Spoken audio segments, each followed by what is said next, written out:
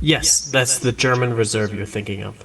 So previously, the finance minister through law is the only minister that can draw from the general revenue, which is where all the tax money goes. This is where the government gets its funding.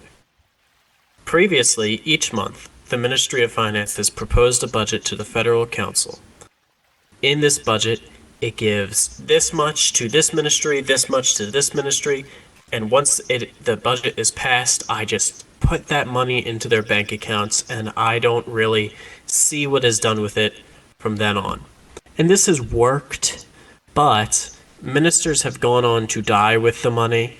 Ministers have gone on to take the money for illegal uses. Ministries have just stored the money and not used it at all, and then continuously done that each budget, and money is just not being used.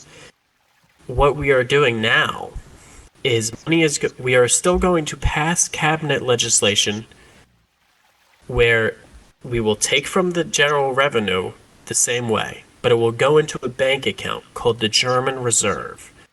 And if ministries or organizations want funding, they'll go to me or the chairman for departments. Like War Minister Saarbrücken is chairing the War Effort Department.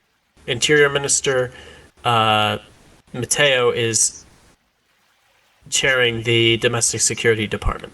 They'll go to these people, they'll say, I want this much funding for this reason.